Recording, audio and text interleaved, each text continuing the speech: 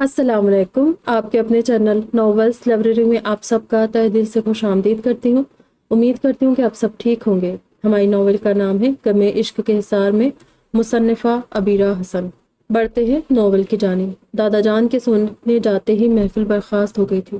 علایہ بھی مشن کے ساتھ صحابیہ کو گیسٹ روم میں پہنچا کر اپنے روم کی طرف بڑھ گئی تھی کہ سیڑھیاں چڑھنے سے پہلے اسے نور نے آواز دے کر روک لیا۔ علایہ بیٹا لو، ارتضیٰ کے لیے دودھ لیتی جاؤ۔ انہوں نے چھوٹی سی ٹرے میں رکھے دودھ کے گلاس پر ذرا بڑے سائز کی پلیٹ رکھتے ہوئے ٹرے علایہ کو تھما دی تھی۔ وہ اس بات میں سرلاتے ہوئے ٹرے تھام کر اوپر چلی گئی۔ دماغ اب بھی سوچو کہ آماج کا بنا ہوا تھا۔ ارتضیٰ سے خفا تھی اور اب روم میں اسے ارتضیٰ کے سامنے جانا تھا۔ وہ جانتی تھی کہ ارتضیٰ اسے منانے کی کوششوں میں ہے، مگر وہ اسے سمجھا نہیں سکتی تھی۔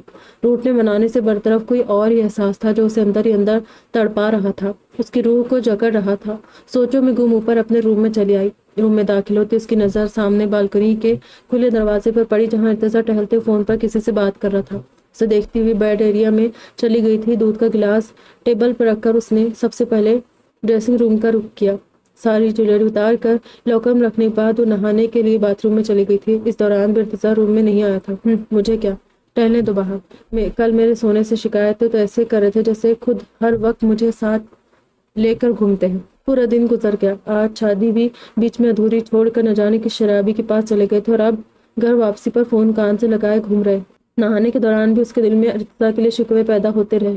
بدگمانی مزید بڑھ گئی تھی، مگر 10 منٹ شاور لے کر طبیعت ذرا فریش ہو گئی، خود کو ہلکا پھلکا محسوس کر رہی تھی۔ پھر نہاتے ہی وہ دوبارہ ڈریسنگ روم کی طرف بڑھ گئی اور آئینے میں اپنا تفصیل سے جائزہ لیا۔ اسکائی بلو سلک کی لانگ سلیو لیس نائٹی پر شفون کے باریک کپڑے کا وائٹ فل سلیوز کا گاؤن تھا۔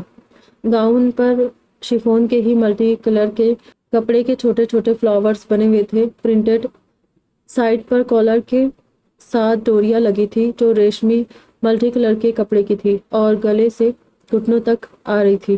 ڈوریوں کے آدھے سے زیادہ حصے کو ریشمی اسکائی بلو کپڑے کے پھولوں نے کور کیا تھا۔ خوبصورت لباس اس کے سانچے میں ڈھلے سراپے پر مزید خوبصورت لگ رہا تھا۔ اپنے گیلے بال سلجھانے کے بعد اس نے خود پر باڈی سپرے اور ارتضیٰ کے فیورٹ پرفیوم کا چھڑکاؤ کر کے باہر کی طرف قدم بڑھائے۔ باہر نکلتی اس کی نظر سامنے بیڈ پر بیٹھے ارتضیٰ پڑی، جو دودھ کا گلاس ہاتھ میں تھامے دودھ کے سپ لے رہا تھا۔ بیڈ پر نیم دراز ایک پیر پر دوسرا پیر رکھے ڈریسنگ روم کے دروازے پر ہی نظر ٹکائے بیٹھا تھا۔ یقیناً اس کا انتظار ہو رہا تھا۔ دیکھ کر بھی اسے نظر انداز کرتی اندر چلی آئی تھی، مگر نیند آنے کے باوجود وہ بیڈ پر جا نہیں سکتی تھی، اسی لیے وقت گزاری کے لیے اس نے ارتضیٰ کی اسٹڈی کا رخ کیا۔ کیا ارادہ ہے مائی فائٹر جیٹ، سونا نہیں ہے کیا؟ اپنے پیچھے ارتضیٰ کی آواز سن کر بکس کی طرف بڑھتا اس کا ہاتھ اپنی جگہ لمحہ بھر کو رکا تھا۔ تم سو جاؤ، میں کچھ دیر میں سو جاؤں گی، وہ اسے جواب دیتی ہوئی بک ریک میں رکھی بکس کو الٹ پلٹ کرنے لگی۔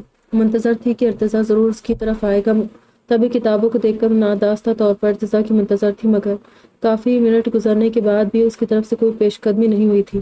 اچانک اپنے پیچھے سے آتی سونگ کی آواز پر حیرت سے پلٹی تھی اور پیچھے کھڑے ارتضیٰ نے ایک جھٹکے سے اپنی طرف کھینچ کر اسے لگایا تھا۔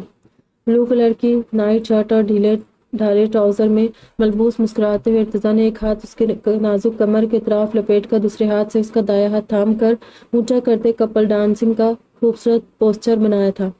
اس کے ساتھ پیروں کو حرکت دیتے ہوئے ڈانس شروع کیا تھا۔ وہ حیرت سے کھلی آنکھوں کو ارتضیٰ کے مسکراتے چہرے پر ٹکائے اس کے ساتھ ساتھ مہارت سے موو کر رہی تھی۔ اس کو اپنے ساتھ گھماتے ڈانس کر رہا تھا۔ وہ تو ارتضیٰ کو خاصا شریف اور دیندار قسم کا انسان سمجھتی تھی، مگر اس کے استاد محترم کو ڈانس بھی آتا تھا۔ وہ اس پر آج کھلا تھا۔ ارتضیٰ نے اس کے کمر کے گرد لپٹے ہاتھ کی گرفت مزید سخت کرتے اسے اوپر اٹھا کر اس کی پیشانی کو اپنے لبوں سے چھوتے اچانک گھما کر علایہ کو اپنے دوسرے بازو پر گرایا اور اسے باہوں میں لیے بیڈ کی طرف چلایا۔ کیا اس مجرم کو معافی نہیں ملے گی؟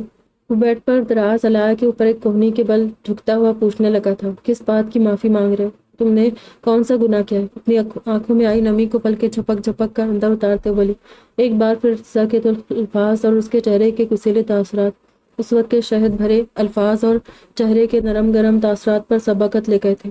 میں صبح غصے میں بہت زیادہ بول گیا تھا علایہ، مجھے پتا ہے تم بہت زیادہ ہرٹ ہو، مگر مجھے واقعی بہت ڈر لگا تھا جب میں نے تمہارے سر پر گن دیکھی تھی۔ آئے دن اس طرح کی صورتحال سے میرا واسطہ پڑتا رہتا ہے، مگر جتنا خوف زدہ میں کل تم لوگوں کی وجہ سے ہوا تھا، اس سے پہلے کبھی میں نے ایسا محسوس نہیں کیا۔ اور پھر جس طرح وہ تمہارے ساتھ میرے گھر کی سب لڑکیوں کے بارے میں بات کر رہا تھا، میرا خون کیسے نہ کھولتا۔ صرف تمہاری تھوڑی سی دیر کی جذباتیت کی وجہ سے۔ دھیرے دھیرے اس کے گال کو انگوٹے سے سہلاتے اپنی صفائی پیش کر رہا تھا کہ اچانک علایہ نے جارحانہ انداز میں اس کی شرٹ کا کالر تھام لیا اور دھیرے دھیرے اس کے سامنے اپنی صفائی پیش کرنا ارتضیٰ اچانک خاموش ہو گیا تھا۔ جذباتیت نہیں تھی وہ مسٹر ارتضیٰ ملک، جذباتیت نہیں تھی وہ میرے اندر کا ڈر تھا جو گولی چلنے کی آواز اور پاپا کی چیخ سن کر میرے دل کی دھڑکنوں کو ساکت کر گیا تھا۔ تمہیں کھو دینے کا ڈر تھا، تم سے بچھڑ جانے کا ڈر تھا، تمہارے بنا موت جیسی زندگی گزارنے کا ڈر تھا، وہ ڈر تھا اپنی محبت، اپنے شوہر کو تکلیف سے تڑپتے دیکھنے کا، اپنی اس زندگی کو اجڑنے کا ڈر تھا جسے شروع ہوئے بس ایک دن ہوا تھا، اس خواب کے ٹوٹ جانے کا ڈر تھا ارتضیٰ، جو سالوں سے میری آنکھوں نے دیکھا ہے اور جس کی تعبیر بھی ابھی مکمل طور پر مجھے نہیں ملی تھی۔ میں تم سے جدا ہو کر کیسے جیتی، تمہارے بنا کیا کرتی استاد محترم؟ تم نے تو بڑی آسانی سے کہہ دیا کہ میری جذباتیت نے تمہیں مشکل میں ڈال دیا، مگر ایک بار بھی تم نے علایا کے دل کا حال جاننے کی کوشش کی؟ تب اور بعد میں بھی اپنے لفظوں کے کوڑے مار مار کر مجھے لہو لہان کرتے تم نے میرے بارے میں سوچا؟ وہ اس کا گریبان جوڑتے بولی تھی، مگر ارتضیٰ نے اس کے ہاتھ سے کالر چھڑانے کی کوشش نہیں کی تھی۔ مسلسل ان بھیگی آنکھوں کو دیکھنے میں مہو تھا جن میں موجود خوف اسے ششدر کر گیا۔ آج اس نے اپنی بہادر فائٹر جیٹ کو دوسری مرتبہ خوف سے روتے دیکھا تھا۔ زورین کو میں نے اپنے ساتھ لانے کی ضد کی، یہ میری غلطی تھی، بہت بڑی غلطی تھی، میں مانتی ہوں، مگر ارتضیٰ غلطی میں نے تم پر بھروسہ کر کے کی تھی۔ مجھے پتا تھا کہ میرا شوہر کوئی عام انسان نہیں ہے، تم پر یقین تھا کہ تم مجھے مایوس نہیں ہونے دو گے، تم اس لڑکی کو ذرہ برابر نقصان نہیں پہنچنے دو گے، اور تم نے ایسا کیا جس کے لیے میں تمہاری احسان مند ہوں۔ لیکن ارتضیٰ اس پورے عمل کے دوران تمہارے رویے نے اور تمہارے لفظوں نے مجھے بہت تکلیف دی ہے۔ تم نے سبھی کچھ تو کہہ دیا، مجھ سے کچھ بھی نہیں چھوڑا۔ تم نے کہا مجھے اپنے علاوہ کبھی کسی کی فکر نہیں ہوئی، یعنی میں بے حس ہوں۔ تم نے کہا مجھے اپنی منواتے وقت دوسروں کی ایک بھی بات نہ سننے کی عادت پڑ چکی ہے، مگر اپنے دل پر ہاتھ رکھ کر ایک بات بتاؤ کہ بچپن سے تمہارے ساتھ ہوں، مگر اس سے پہلے کیا کچھ منوا چکی ہوں میں تم سے؟ اگر تم اپنے ساتھ شادی کی بات کے لیے مجھے تانا دے رہے ہو تو بھی تو میں نے تمہارے سامنے آپشن رکھے تھے۔ ہاں، بعد میں یہ تمہارا احسان ہے کہ تم نے اس وقت مجھ سے شادی کی جب مجھے دنیا کی نظر میں معتوب ٹھہرا دیا گیا تھا اور کوئی بھی تمہارے سوا مجھ پر یقین نہیں کرتا کہ میں پاک باز ہوں۔ ارتضیٰ کی آنکھوں میں بے چینی سمٹ آئی تھی۔ تم نے مجھ سے کہا کہ میں خود کو عقل کل سمجھتی ہوں اور دوسروں کو پاگل کتا سمجھتی ہوں جو میرے سامنے کتنا ہی بھونک لے، پر مجھے فرق نہیں پڑتا، مگر کیا تم نہیں جانتے کہ وہ تم ہو ارتضیٰ ملک جسے سننے کے لیے علایا کا روا روا کان بن جاتا ہے؟ تم نے کہا تھا میں خود کو بدلوں۔ بہادری اچھی چیز ہے، مگر بہادری اور بیوقوفی میں ایک بہت بڑا اور واضح فرق ہے۔ مگر تم مجھے بتاؤ کہ میں اپنے سامنے تمہارے سر پر گن کیسے دیکھ کر منہ سیے بیٹھی رہتی، تماشائی بنی تمہیں موت کے منہ میں جاتا دیکھتی رہتی؟ کیا تم میری جگہ ہوتے تو یہ برداشت کر لیتے؟ سراپا سوال تھی۔ کبھی نہیں، مر جاتا مگر تم پر آنچ بھی نہیں آنے دیتا۔ ارتضیٰ کا دل علایا سے ہم کلام تھا۔ تم نے کہا میں نے شرمندہ کر دیا تمہیں سب کے سامنے کہ تمہاری بیوی ہونے کے باوجود میں تمہاری نہ کوئی بات سنتی اور نہ ہی مانتی ہوں، مگر میں تمہیں شرمندہ کروں گی یا ہر بار کروں گی، تب کروں گی جب بات تمہاری زندگی پر آئے گی، تمہاری ذات پر آئے گی، تب تم علایا کی وجہ سے شرمندہ ہوگے۔ میں تمہارے لیے موت سے بھی لڑ جاؤں گی۔ ارتضیٰ کی آنکھوں میں آنکھیں ڈال کر جنونی انداز بولی تھی، اور پھر نہ جانے کیا ہوا تھا کہ اس کی نم آنکھوں سے آنسو لڑیوں کی صورت بہنے لگے تھے، یہاں تک کہ روتے روتے ارتضیٰ کے قریب ہو گئی۔ علایا میں بولنے لگا تھا، مگر علایا نے اس کے سینے سے اٹھا کر اسے غصے سے گھورتے ہوئے چپ کروا دیا۔ تم نے میری معافی کو قبول نہیں کیا، یعنی میری معافی تمہارے لیے کوئی اہمیت نہیں رکھتی۔ تم نے کہا میری حرکتوں نے تمہارا دماغ گھما دیا۔ میری حرکتیں ہمیشہ سے ایسی ہی تھی ارتضیٰ، مگر اس سے پہلے ایک بار بھی تمہارا دماغ نہیں گھما، کیونکہ تب میں تمہاری دسترس سے دور تھی، مگر اپنی زندگی میں آتے ہی تم مجھ سے آنکھیں پھیر گئے۔ میری تربیت میں میرے باپ اور گھر والوں کے ساتھ تم بھی شامل تھے۔ تب تم نے نہیں سوچا کہ علایا کی حرکتیں ناقابل برداشت ہوتی جا رہی ہے۔ تم نے کہا میں اب تمہاری زندگی میں شامل ہو چکی ہوں، اسی لیے مجھے اپنی زندگی کو بھی تمہارے حساب سے گزارنا پڑے گا۔ مجھے تمہارے حساب سے زندگی گزارنے میں کوئی آر نہیں، مگر تم نے ایک بار بھی سکون سے بیٹھ کر یہ نہیں بتایا کہ اپنے ساتھ زندگی گزارنے کا تم نے میرے لیے کیا معیار سیٹ کیا ہے۔ تم نے کہا کہ اگر تم مجھے کسی کام کو کرنے سے منع کرو گے تو تمہاری بات ماننا مجھ پر فرض ہے، نہ کہ آگے سے تمہارے ساتھ ضد لگانے بیٹھ جاؤں۔ تو تم مجھ پر پہلے دن ہی واضح کر دیتے کہ اب سے مجھے تمہیں اپنا استاد محترم نہیں بلکہ شوہر سمجھنا ہے، تاکہ میں بھی خود کو صرف مسز ارتضیٰ سمجھتی، اپنے استاد محترم کی علایا نہیں، جس کا کام ہی تم سے اپنی ضدیں پوری کروانا تھا۔ میں تم سے شروع سے تم سے ضد کرتی آئی ہوں اور تم بس شوق میری تمام ضدوں کو پورا کیے، لیکن اب اپنی زندگی میں شامل کرنے کے بعد ایک ہی دن بعد تم مجھ سے وہ سب ایکسپیکٹ کر رہے ہو جس کا ذکر تک تم نے پہلے کبھی نہیں کیا۔ تم نے کہا آئندہ تمہاری کالز کو اگنور کرنے کی غلطی نہ کرو، کیونکہ آج کے بعد تم مجھے کچھ سمجھاؤ گے نہیں بلکہ میری ہر غلطی کی سزا دو گے۔ دو مجھے سزا ارتضیٰ، میں اب بھی تمہاری سزاؤں کے لیے تیار ہوں، دو مجھے سزا۔ روتے ہوئے اب اس کی ہچکیاں بن چکی تھی، دل کا سارا درد آنسوؤں کی صورت بہہ رہا تھا، لفظوں سے چھلک رہا تھا۔ ارتضیٰ خاموش ساکت سا لیٹا بس اسے دیکھے جا رہا تھا۔ اسے اندازہ تھا وہ علایا کو چوٹ پہنچا چکا ہے، مگر چوٹ کتنی گہری تھی اس کا اندازہ اسے اب ہوا تھا، اسی لیے اس نے روتی علایا کا بازو پکڑ کر کھینچتے اسے دوبارہ اپنے قریب کر لیا تھا اور اس کے گرد اپنے بازو کا حصار باندھ لیا۔ بکواس کر رہا تھا، پاگل ہو گیا تھا جو تمہیں اتنا کچھ کہہ گیا۔ میں تمہیں سزا دوں گا، اپنی فائٹر جیٹ کو جو مجھے جیسے بدکردار اور گنہگار شخص کو اس قدر ٹوٹ کر چاہتی ہے۔ یقیناً کبھی کسی وقت انجانے میں کی گئی میری کوئی ایک نیکی اللہ کو اس قدر پسند آ گئی ہوگی جس کے بدلے اس نے مجھے تمہیں عطا کیا ہے۔ علایا، تم مجھے ارتضیٰ ملک سمجھو نہ سمجھو مگر میں تمہارا استاد محترم تھا اور ہمیشہ رہوں گا۔ تم مجھے ارتضیٰ سمجھ کر بھلے ہی محبت نہ دو مگر اپنے استاد محترم سے محبت کرنی کبھی بھی مت چھوڑنا، کیونکہ مجھے اپنی علایا کی اس دھونس بھری محبت اور اس کی ضدیں پوری کرنے کی عادت ہے۔ میں نے تم سے خود کو بدلنے کا کہا مگر یہ بھی سچ ہے کہ مجھے اپنی یہی علایا پسند ہے۔ اگر تم مجھ گدھے کے کہنے سے خود کو بدل بھی لو تو میرے لیے اکثر کوئی انجان لڑکی بن جاؤ گی جس کو قبول کرنا میرے لیے آسان نہیں ہوگا۔ میں اپنی اسی علایا اپنی لڑاکو فائٹر جیٹ کا دیوانہ ہوں۔ وہ اس کے بالوں میں انگلیاں پھیرتے ہوئے مدھم لہجے میں بولا مگر ہنوس روئے جا رہی تھی۔ تبھی اس نے علایا خود سے الگ کیا۔ علایا، مائی لو، سویٹ ہارٹ۔ ارتضیٰ کے پکارنے پر علایا نے اپنے بھیگے پلکیں اٹھا کر دیکھا تھا مگر ارتضیٰ کی خوبصورت مرون پتلیوں سے سجی خوبصورت گہری آنکھیں علایا کے لیے امتحان بنی اس کے سامنے موجود تھی۔ ان بولتی آنکھوں کا جادو جو اسے شروع سے اپنے سحر میں جکڑ لیتا تھا اس وقت بھی دھیرے دھیرے وہ آنکھیں اسے ہپنوٹائز کر رہی تھی۔ وہ ساکت سے بیٹھی ارتضیٰ کے خوبصورت چہرے کو ٹکٹکی باندھ کر دیکھنے لگی۔ ارتضیٰ کو پتہ تھا اس کی نظروں کا جادو کام کر چکا تھا۔ تب اس نے اپنی مسکراہٹ چھپاتے سائڈ ٹیبل پر رکھے جگ سے پانی نکال کر علایا کے ہونٹوں سے لگایا۔ علایا نے 2-3 گھونٹ لے کر گلاس واپس اسے تھما دیا۔ آج مجھ سے وعدہ کرو علایا، تم آج کے بعد میرے کسی بھی وجہ سے بالکل نہیں روگی۔ تمہیں اس طرح روتے میں نہیں دیکھ سکتا۔ بڑے ابا نے تمہیں ہمیشہ یہی سکھایا ہے کہ حالات چاہے کیسے بھی ہو ان کا سامنا بہادری اور ہمت کے ساتھ کرنا چاہیے۔ تم میری علایا ہو، میری فائٹر جیٹ، میری لڑاکا سی شاگرد جس کی خوبصورتی اور بہادری کا تمہارا یہ استاد محترم ازل سے دیوانہ ہے۔ ارتضیٰ نے بولتے ہوئے ایک کے بعد ایک اس کی خوبصورت آنکھوں کو چوم لیا تھا، پھر اس کے دونوں گالوں کو چومتے ہوئے اس پر جھکا تھا مگر علایا نے سرحد سے پیچھے ہو کر اس کی کوشش کو ناکام کیا۔ وہ سٹپٹا کر اس کے لبوں پر پھیلی شرارتی مسکراہٹ اور آنکھوں سے پھرتی مخصوص چمک کو دیکھ کر منہ بناتے تکیہ سیدھا کر کے لیٹنے لگی۔ ارتضیٰ بھی اس کے ساتھ ہی دراز ہو گیا تھا اور اس نے علایا کے کمر میں ہاتھ ڈال کر اسے اپنی طرف کھینچ لیا تھا۔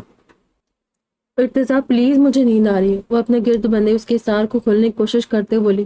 علایا پلیز مجھے نیند نہیں آ رہی، اسی کے لہجے میں جملے میں رد و بدل کرتے ہوئے بولا۔ علایا نے پلٹ کر اسے گھورنا چاہا مگر ارتضیٰ کی آنکھوں میں پھیلی چمک اور لبوں پر رقصہ مسکراہٹ نے اسے ارتضیٰ کے سامنے ٹکنے نہیں دیا اور وہ لائٹس آف کرتے اس کے کھلے بالوں میں چہرہ چھپا گیا۔ تیز ٹھنڈا ٹھار پانی اس کے منہ پر چھپاکے کے ساتھ مارا گیا تھا اور اس کے سوئے ہوئے اعصاب جھنجھنا کر بیدار ہوئے۔ ایک جھٹکے سے اچھل کر اپنی جگہ سے اٹھ کر بیٹھا تھا۔ اس کا خوبصورت نرم گرم کمفرٹر اور پلو پانی سے بھیگ چکے تھے اور خود اس کے سر سے لے کر آدھا جسم پانی سے تر ہو گیا تھا۔ حواسوں کے بیدار ہوتے اسے یہ ساری سچویشن سمجھنے میں کچھ سیکنڈ لگے تھے اور پھر اس نے نظر اٹھا کر سامنے کی طرف دیکھا تھا۔ خود سے کچھ دور پورے دانتوں کی نمائش کرتے زارون کو دیکھ کر اس کا دماغ گھوم کر رہ گیا جس کے ہاتھ میں پانی کی بالٹی موجود تھی۔ زارون، کتے کمینے، جنگلی کی اولاد، یہ کون سا طریقہ کسی کو جگانے کا؟ انسان کا بچہ بن، ورنہ سارم کے باقی الفاظ ادا ہونے سے پہلے لبوں پر آ کر دم توڑ گئے تھے کیونکہ اس کی نظر اچانک اپنے بائیں طرف بیٹھے لوگوں پر پڑی تھی جن کے شعلہ بار نظریں خود پر جمی دیکھ اس کی بولتی بند ہو گئی۔ بولو بولو، چپ کیوں ہو گئے ہو؟ یہ بیٹھا تمہارے سامنے جنگلی جس کی اولاد نے تمہیں ابھی غسل کروایا ہے، سرمئی کاٹن کے کلف لگے شلوار قمیض کے ساتھ ننگ سے تیار اونچے لمبے ذوالفقار شاہ بیٹھ کے بائیں طرف پڑے صوفے پر بیٹھے اسے گھور رہے تھے جبکہ ان کے دائیں بائیں طرف بیٹھے بندے کو دیکھ کر ہی سارم کی روح فنا ہو گئی تھی۔ اس نے ذوالفقار شاہ کے بائیں طرف صوفے کے پیچھے موجود باقی لوگوں پر بھی دھیان دینے کی کوشش ہی نہیں کی تھی۔ بابا، وہ سارم کی زبان سے لفظ بابا ٹکڑوں کی صورت میں نکلا تھا کیونکہ ذوالفقار شاہ کے پاس موجود موت کے فرشتے کو دیکھ کر اس کی آواز گلے میں اٹک گئی تھی۔ بابا میں اتنے باغ کیوں لگا رہے ہو سارم؟ ویسے یقیناً تمہیں اب مکمل طور پر ہوش آ چکا ہوگا۔ وقت دیکھو، دن کے 3 بج رہے۔ ذوالفقار شاہ کے دائیں طرف بیٹھا ارتضیٰ بولتے ہوئے اپنی جگہ سے اٹھا تھا اور اس کی طرف بڑھنے لگا تھا۔ لائٹ گرین شرٹ اور نیلی جینس میں اپنی خوبصورت شکل و صورت اور قامت کے ساتھ دونوں ہاتھ پیٹھ پر باندھے ارتضیٰ دھیرے دھیرے چلتا ہوا اس کے پاس آیا تھا۔ کل رات شکیلہ کے پاس کیوں گئے تھے؟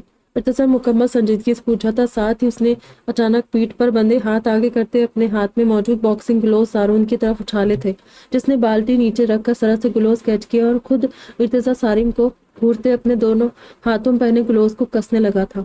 بھائی خوف زدہ نظروں سے ارتضیٰ کو دیکھتے سارم کی زبان دوبارہ اٹک گئی اور وہ بیڈ سے پیچھے کی طرف کھسکنے لگا۔ اوہ، اب تم پر اٹک گئے؟ اپنی لڑکھڑاتی اٹکتی زبان کو ذرا ٹریک پر لاؤ، اس سے ہوش دلاؤ۔ لگتا ہے تمہاری طرح تمہاری زبان بھی ابھی نشے میں تمہاری بھی ابھی تک نشے میں ادھر ادھر ڈول رہی ہے۔ مگر اپنے ساتھ اپنی زبان کی حواس بحال کر کے فوراً سے پیشتر مجھے بتاؤ کہ رات کو ان دو عورتوں کو تم کیوں شکیلہ کے حوالے کر کے آئے ہو؟ ارتضیٰ نے اپنے دونوں ہاتھوں کو پنچز کی صورت ایک دوسرے پر مارتے ہوئے سامنے بیڈ پر بیٹھے سارم سے سرد مہر لہجے میں کہا، بھائی وہ جو عورتیں دوسری عورتوں کی عزت نہیں کرتی ان کو سیدھا کرنے کے لیے ہمیں شکیلہ کی خدمت لینی پڑتی ہے۔ رات جن عورتوں کو میں نے شکیلہ کے حوالہ کیا وہ بھی اسی قابل تھی کہ ان کی اچھی طرح چھترول کروائی جائے۔ سارم بولتا ہوا بیڈ سے اتر گیا تھا، مگر پھر اچانک اپنے پیچھے باکسنگ گلوز پہن کر کھڑے عزیر کو دیکھ کر اس کی آنکھیں پھٹ گئی تھی، جو اسے محظوظ کن نظروں سے دیکھ رہا تھا، یعنی اس کے خلاف مکمل فیلڈنگ بچھائی جا چکی تھی۔ اچھا، مگر جہاں تک مجھے یاد ہے وہ عورت بلکہ وہ لڑکی جس کی عزت کی خاطر تم نے ان دو عورتوں کو شکیلہ کے حوالے کیا، اس لڑکی کے ساتھ شادی کی کم نہیں تو تمہیں کل شرابی بنایا تھا۔ اسی لڑکی کے ساتھ شادی ہونے کی خبر سن کر تم اتنے غمگین ہوئے کہ اپنا غم غلط کرنے کے لیے تم نے میں کھانے کا رخ کیا تھا۔ تمہیں اسی بات کا افسوس تھا نا کہ ہم سب تمہاری شادی اسی لڑکی سے کروا رہے تھے؟ تب جلدی جلدی بنا اٹکے بتاؤ کہ اچانک راتوں رات تمہاری اس خرافاتی دماغ نے پلٹا کیوں کھایا؟ تم اس لڑکی کی عزت کی خاطر بنا مجھے بتائے پہلے اس کے کزنز کے پاس ہاسپٹل گئے، پھر اسے مار پیٹ کر تم نے اس کی ماں اور بہن کا ایڈریس پوچھا اور ان دونوں کو شکیلہ کے حوالے بھی کر کے آ گئے۔ ایک گناہ تو تم شراب پی کر پہلے کر چکے تھے، پھر دوسرا گناہ تم نے ان عورتوں کو شکیلہ کے حوالے کر کے کر ڈالا، جبکہ تمہیں پتا تھا نا کہ مجھے جب بھی یہ سب پتا چلے گا میں تمہارا کیا حل کروں گا۔ خیر بخشے تو تم اب بھی نہیں جاؤ گے، اسی لیے فوراً بتاؤ، ورنہ مار مار کر تمہارا منہ توڑ دوں گا اور ہاتھ پیر بھی، تاکہ مہینوں بستر سے اٹھنے کے لائق نہ رہو۔ ارتضیٰ نے سارم کے سر پر پہنچ کر ایک مکہ اس کے منہ پر جڑتے ہوئے گھرا کر کہا تھا۔ ارتضیٰ کے بھاری ہاتھ کا مکہ کھا کر سارم کا جبڑا ہل کر رہ گیا تھا اور وہ بھائی معاف کر دے بولتا ہوا بیٹ کراس کر کے زارون کی طرف بھاگا تھا، مگر زارون نے اسے کمر سے پکڑ کر اپنی گرفت میں جکڑ لیا۔ میری مشل سے میری لڑائی کروائی تھی نا تو نے کمینے، اب دیکھ تیری کیسے بینڈ بجواتا ہوں۔ زارون نے اپنی گرفت مزاحمت کرتے سارم کے کان میں سرگوشی کی، تب تک ارتضیٰ عزیر اس کے سر پر پہنچ گئے تھے۔ بتاؤ بھیا کو کہ اچانک تمہارے اندر ایسا کون سا انقلاب برپا ہو گیا کہ تمہاری سوئی ہوئی غیرت جاگ اٹھی اور تم نے دیسی نمونے کی تذلیل کا بدلہ لینے کے لیے شکیلہ کی خدمات حاصل کی؟ زارون نے دوبارہ پورے دانت دکھاتے زور سے سارم سے پوچھا۔ یہ دیسی نمونہ کون ہے؟ صوفے پر ذوالفقار شاہ کے بائیں طرف کب سے خاموشی سے بیٹھے ساحر شیرازی نے اچانک پوچھا، جبکہ ان کے پیچھے کھڑے اسد، سیف اور سمیر کی آنکھوں میں بھی یہی سوال تھا۔ آپ کی ہونے والی بہو یعنی مس صحابیہ الیاس کو اس کے ولیج بیک گراؤنڈ کی وجہ سے آپ کے بیٹے نے بھی خوبصورت نک نیم دیا ہے چچا جان۔ زارون نے اپنا کمینہ پن دکھانا شروع کر دیا تھا اور اس کی بات سن کر ذوالفقار شاہ کے ساتھ ساحر شیرازی تلملا کر اپنی جگہ سے اٹھ کھڑے، جبکہ ارتضیٰ بھی تعصب سے سارم کو دیکھنے لگا، جو خوف زدہ نظروں سے ارتضیٰ کے ہاتھوں کو دیکھ رہا تھا۔ یقیناً آج اس کی جم کر دھلائی ہونے والی تھی۔ میری طرف سے 2 مکے اور چڑھنا اس ناہنجار کو۔ ارتضیٰ دانت توڑ دو بےہودہ انسان کے، پہلے میرے بھائی اور بھتیجے کی شان میں گستاخی کی اور اب اس بچی کو فضول ناموں سے بلاتا ہے، گدھے کی اولاد! ساحر شیرازی نے بھڑک کر کہا تھا، اور ارتضیٰ نے مزید 2 پنچز زارون کی گرفت میں موجود سارم کے پیٹ میں مارے، مگر مزاحمت کے طور پر سارم نے زارون کے پیٹ میں زور سے کوہنی مار کر خود کو اس کی گرفت سے چھڑایا اور برق رفتاری سے دروازے کی طرف بھاگا تھا، مگر وہاں موجود تالے کو دیکھ کر اس نے زور سے اپنی آنکھیں بند کر لی اور پھر حقیقتاً ارتضیٰ جیسے اسے اپنے مکوں کی زد پر رکھ لیا تھا۔ اس کے انجرڈ بازو اور چہرے کو چھوڑ کر زارون، عزیر اور ارتضیٰ نے اسے سچ مچ میں فٹ بال کی طرح دھویا تھا۔ بیچارہ سارم! اس دوران ساحر شیرازی، ذوالفقار شاہ اور سیف منہ گھما کر دوسری طرف دیکھنے لگے تھے کہ اپنی آنکھوں کے سامنے سے مار کھاتے دیکھنا ان کے لیے آسان نہیں تھا، مگر یہ سبق سارم کے لیے بہت ضروری تھا۔ شراب پیو گے، دیوداس بننے کا شوق چڑھا ہے، اب ان حرام کاموں پر بھی اتر آئے ہیں۔ میں اپنے ہاتھوں سے پلاتا ہوں شراب، بلکہ سارا دن پلاؤں گا۔ سیف دروازہ کھولو کہ لے کر چلو اسے باہر، اس کے لیے میں نے باہر میں خانہ سجا کر رکھا ہے۔ ارتضیٰ نے سارم کو مارنا بند کر دیا تھا اور اپنے ہاتھوں سے گلوز اتار کر ایک طرف پھینکتے اس نے سیف کو ڈانٹ دیا۔ سیف نے آگے بڑھ کر دروازے کا لاک کھولا تھا۔ چلو باہر، زارو نے سارم سے کہا، جس پر سارم نے کھا جانے والی نظروں سے اسے دیکھا تھا، اور غصے سے باہر نکل گیا، مگر پھر سامنے ہال میں موجود 5 اونچے تگڑے پہلوانوں کو دیکھ کر اس نے شکایتی نظروں سے پلٹ کر ارتضیٰ کو دیکھا تھا، جو شاہانہ چال چلتا اور باقی سب کے ساتھ آ کر ہال میں پڑے صوفے پر بیٹھ گیا۔ سارم جانتا تھا کہ اب کیا ہونے والا ہے۔ وہ چاہتا تو بنا مقابلے کے آدھے گھنٹے کے اندر ان سب کے منہ اور پسلیاں توڑ سکتا تھا۔ وہ سب پہلوان اس کے لیے بس کچھ منٹوں کا کھیل تھے، مگر باس کے سامنے وہ پہلے ہی بہت بڑی نافرمانی کر چکا تھا اور اب مزید کوئی حرکت کر کے ارتضیٰ کو ناراض نہیں کرنا چاہتا۔ شروع ہو جاؤ، اب ایک ایک کر کے ان سب کو ہرانا ہے تم نے۔ سب سے پہلے تم کرامت کے ساتھ مقابلہ کرو گے۔ ارتضیٰ نے ان میں سب سے موٹے تگڑے کالے پہلوان نما بندے کی طرف اشارہ کیا اور سارم نے ایک گہری سانس بھرتے اپنے تن پر موجود شرٹ کو اتار کر دور اچھال دیا۔ کالی پٹیوں والے بنیان اور گھٹنوں سے ذرا نیچے تک موجود باکسر میں اس کی اونچی لمبی بلٹ یہ بتانے کافی تھی کہ وہ ایک شاندار جسامت کا پہلوان ہونے کے ساتھ ساتھ زبردست آئیڈیل باڈی بلڈر بھی تھا۔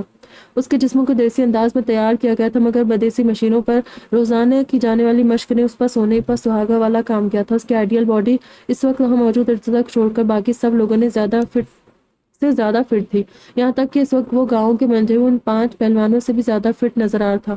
سارم کے ٹائٹ پھولے ہوئے مسلز اور بے حد چوڑے شانوں کے بعد مضبوط پیٹھ اور کمر پر بالکل فٹ ہوتا بنیان یہ صاف ظاہر کر رہا تھا کہ بدیسی انداز میں پہلوانی سیکھنے کے باوجود سارم کے پیٹ یا کمر کا گوشت کہیں سے بھی لٹکا ہوا نہیں تھا، جیسا کہ عموماً دیسی پہلوانوں کے باقی جسم کے مقابلے کمر اور پیٹ کے گوشت کہیں کہیں سے لٹکا ہوتا ہے۔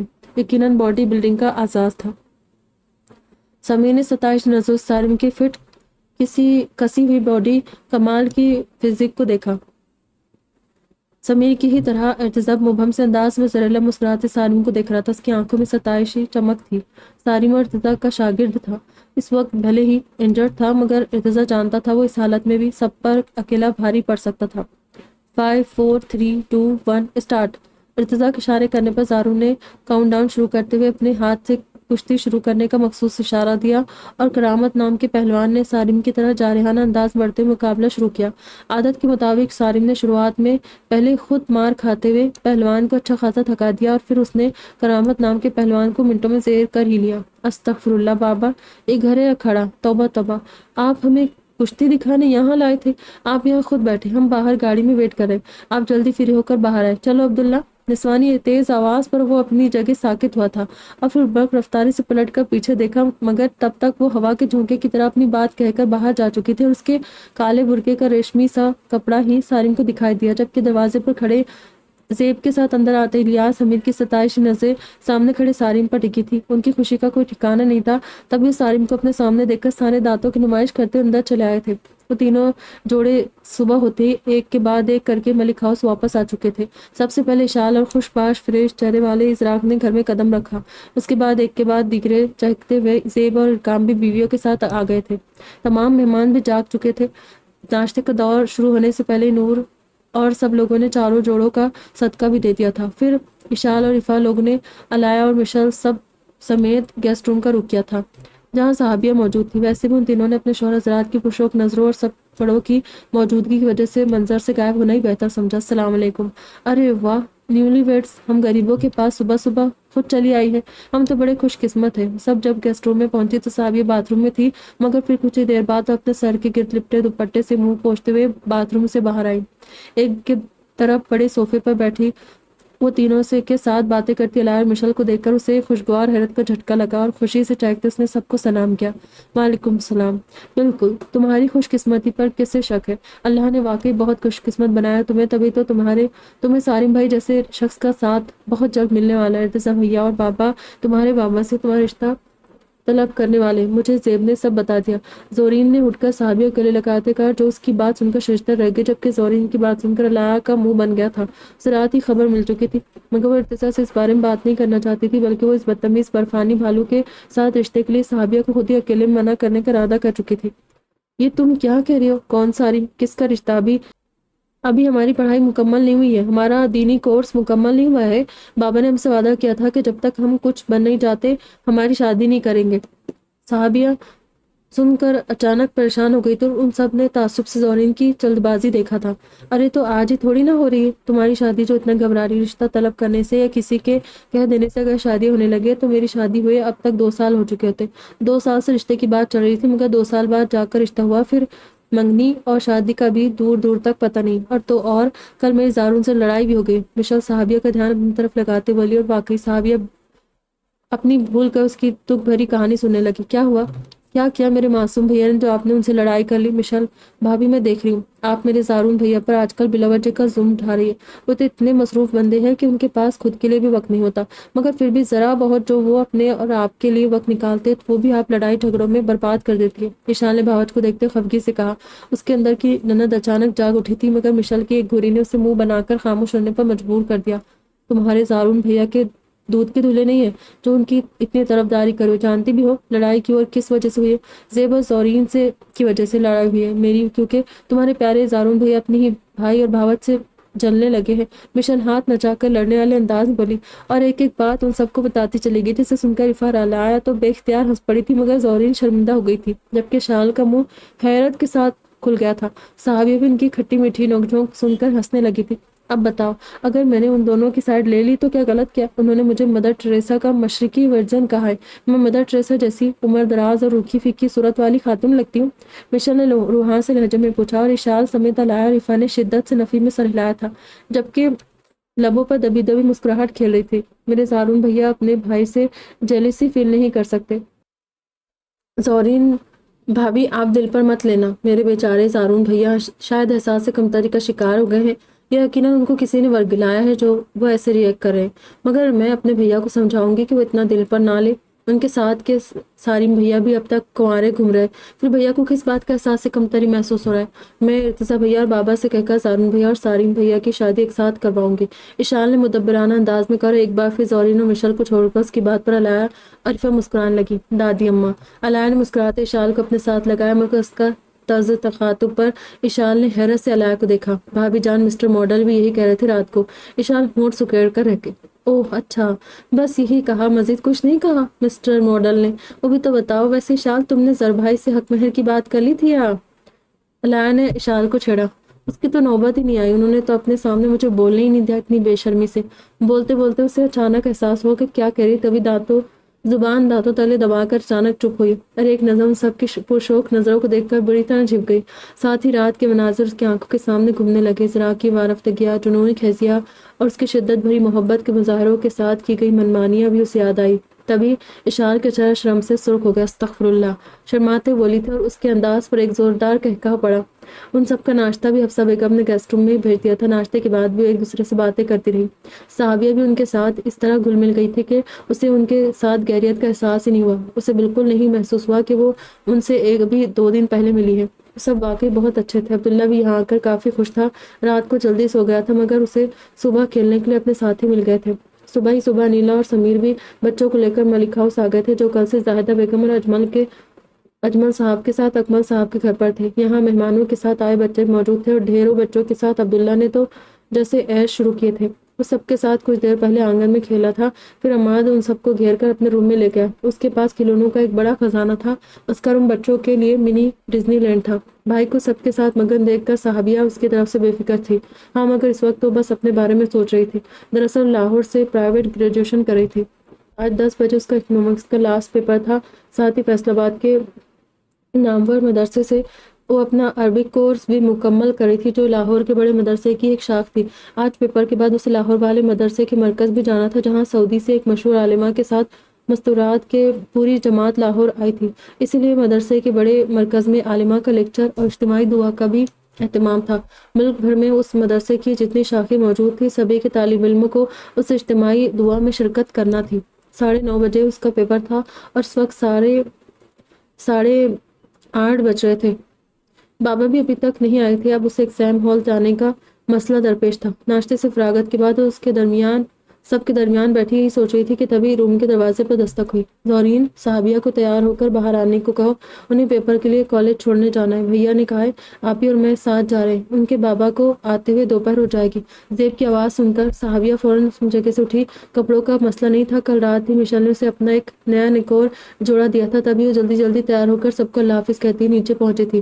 عبداللہ کو بھی اس نے اپنے جانے کا بتا دیا تھا، مگر بہن کے جانے کا سن کر عبداللہ نے لاپرواہی سے سر ہلا کے اسے صاف کہہ دیا کہ وہ اس کی فکر نہ کرے، اس کے پیچھے آرام سے رہ سکتا ہے۔ صحابیہ بھائی کے رویے پر حیران ہوتی باہر چلی گئی، جو ایک ہی دن میں ان غیروں لوگوں سے اس قدر مانوس ہو گیا۔ باہر پورٹیکو میں کھڑی گاڑی میں انیلا کے ساتھ زیب موجود تھا۔ پورے راستے انیلا سے باتیں کرتی رہی، پھر ایگزامینیشن سینٹر پہنچ کر اس نے پیپر ختم ہونے کے وقت کے ساتھ اپنے مدرسے کا ٹائم بھی انیلا کے ساتھ زیب کو بتا دیا، اور پھر پیپر پورا ہوتے ہی جب وہ ایگزامینیشن ہال سے باہر نکلی تو زیب اس بار حفصہ بیگم کے ساتھ موجود تھا۔ یہ احتیاطاً یقیناً صحابیہ کی وجہ سے کی جائے تھی، یا شاید ارتضیٰ کہنے پر برتی گئی تھی، مگر حفصہ بیگم نے اس کی گاڑی میں بیٹھتے ہی اسے بتایا کہ وہ اس بار زیب کے ساتھ خود ہی مدرسے جانے کے ارادے سے آئی تھی تاکہ وہ بھی صحابیہ کے ساتھ اجتماعی دعا میں شرکت کر سکے۔ 2 گھنٹے مزید انہیں مدرسے میں لگے، اور جب حفصہ بیگم اور زیب کے ساتھ ملک ہاؤس پہنچی تو اس کے بابا وہاں آ چکے تھے، جن کے ساتھ وہ عبداللہ کو لے کر فوراً گاؤں جانے کے لیے نکلنے لگے، مگر پھر الیاس صاحب نے زیب کے سامنے ذوالفقار شاہ اور ارتضیٰ سے ملنے کی خواہش ظاہر کی تھی، تبھی زیب انہیں اپنے ساتھ نہ جانے کہاں لے کر چلایا۔ کچھ منٹوں کی ڈرائیو کے بعد ان کی گاڑی ایک عالیشان بنگلے کے سامنے رکی۔ صحابیہ اس خوبصورت سے بنگلے کے خوبصورت سے پورٹیکو کو پار کر کے باپ کے ساتھ بنگلے کے بڑے سے داخلی دروازے سے اندر داخل ہوئی کہ تبھی اس کی نظر ہال کے اندر چل رہے تماشے پر پڑی۔ کل رات والا لڑکا ننگ دھڑنگ ہو کر پہلوانوں کے ساتھ ہال میں ہی اسے لڑتا دکھائی دیا، جس پر ایک نظر ڈالتے ہی صحابیہ نے فوراً استغفار پڑھی تھی اور اپنے بابا سے کہہ کر وہ باہر دوبارہ اپنی گاڑی میں جا بیٹھی تھی۔